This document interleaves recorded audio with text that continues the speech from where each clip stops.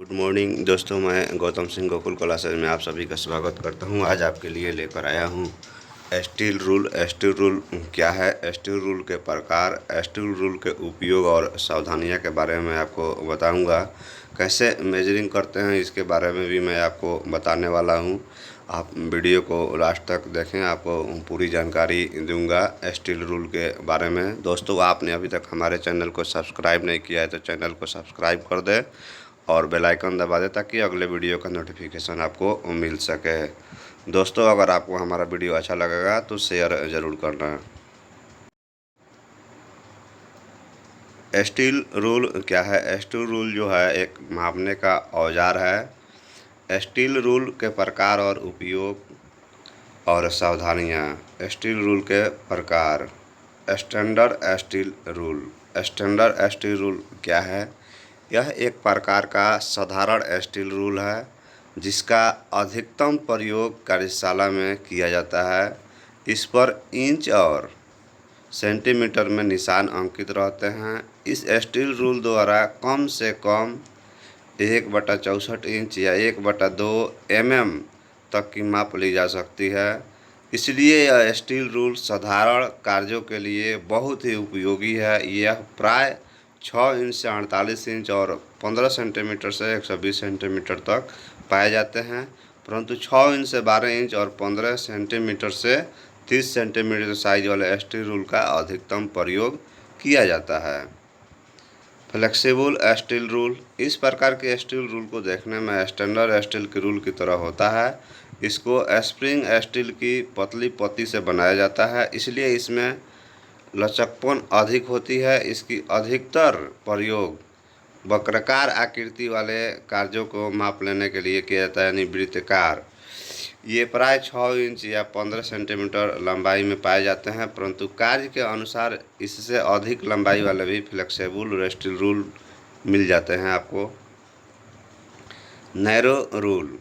इस प्रकार के स्टील रूल की चौड़ाई स्टैंडर्ड स्टील रूल की अपेक्षा कम होती है। इसकी चौड़ाई प्राय 5 mm होती है। इसकी अधिकतर प्रयोग कम चौड़ी नीली या खांचे की माप लेने के लिए किया जाता है। यह प्राय 12 इंच या 15 से 30 सेंटीमीटर की लंबाई तक पाए जाते हैं। Hook rule. इस प्रकार के स्टील रूल के एक सिरे पर हुक लगी होती है, इसलिए इसे हुक रूल कहते हैं। हुक के कारण इसके द्वारा किसी भी सुराख या पाइप के अंदर के किनारों से आसानी से माप ली जाती है। इसका प्रयोग इनसाइड कैलिपर और डिवाइडर पर साइज को सेट करने के लिए भी किया जाता है। ये प्राय 12 या 30 सेंटीमीटर लंबाई तक पाए जाते हैं। Shrink rule. इस प्रकार की स्टील रूल स्टैंडर्ड रूल की तरह होता है। अंतर केवल इतना होता है कि इसके इंच वाले निशान स्टैंडर्ड इंच से कुछ बड़े होते हैं। ये निशान कार्य के अनुसार 1/10 इंच से 7/16 इंच तक प्रति फुट बड़े रखे जाते हैं। इस प्रकार के रूल का अधिकतर प्रयोग पैटर्न मेकर के द्वारा किया जाता है। पैटर्न मेकर जो सांचा बनाता है उसमें पिघली हुई धातु जब घिर जाती है, भर जाती है, तो वह लाल गर्म होती है। सांचे में भरने के बाद जब धातु ठंडी होती है तो वह कुछ सिकुड़ जाती है। इस प्रकार के जब पैटर्न को कुछ बड़े साइज बनेगा तो वह सांचे को भी उतने ही बड़े साइज का बना देगा और धातु पुर्जा बनाने के बाद जब ठंडा होकर सिकुड़ेगा तो लगभग ठीक साइज का बना जाएगा। इस प्रकार रूल को उसकी लंबाई श्रिंक अलाउंस के अनुसार निर्दिष्ट किया जाता है। श्रिंक अलाउंस इस रूल के ऊपर छपा रहता है। की सीट रूल। इस प्रकार के रूल एंगल आयरन के आकार का होता है। इसकी अधिकतर प्रयोग वक्राकार आकार के कार्यों पर लंबाई में समानांतर रेखाएं खींचने के लिए और किसी शाफ्ट पर चाबी घाट की मार्किंग करने के लिए किया जाता है। Steel tape rule. इस प्रकार का फ्लेक्सिबल रूल है जो कि गोल आकार की डिब्बी में फिट रहता है। ये 6 इंच से 2 मीटर लंबाई तक पाए जाते हैं। इसकी अधिकतर प्रयोग टेढ़ी मेढ़ी सतहों की माप लेने के लिए किया जाता है। रूल और स्केल में क्या फ़र्क होता है बताइए।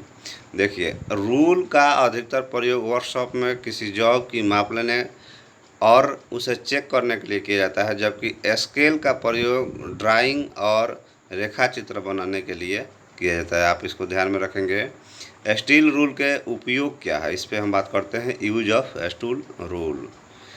स्टील रूल का प्रयोग करके जॉब की एक डेटेस्ट एज पर हाई वायर लगाकर अन्य डेटम रोज की दूरी को मापा जा सकता है।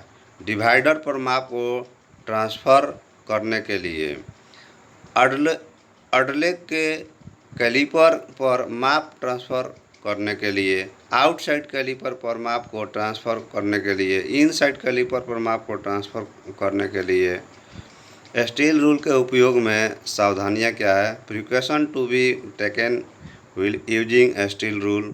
स्टील रूल को कभी कटिंग टूल्स के साथ मिलाकर नहीं रखना चाहिए। स्टील रूल को कभी पेचकस की तरह प्रयोग नहीं करना चाहिए। कार्य में लाने के बाद इसे अच्छी तरह से साफ कर देना चाहिए। स्टील रूल को समय समय पर हल्का तेल लगाते रहना चाहिए। दोस्तों, आपको अगर हमारा वीडियो अच्छा लगा है तो लाइक ज़रूर कीजिए, और चैनल आपने अभी तक हमारे सब्सक्राइब नहीं किया है तो चैनल को सब्सक्राइब करें और बेल आइकन दबा दें ताकि अगले वीडियो का नोटिफिकेशन मिल सके। और दोस्तों, आपको वीडियो अच्छा लगा है तो अपने दोस्तों के पास शेयर करना बिल्कुल नहीं भूलें। दोस्तों को शेयर ज़रूर करें।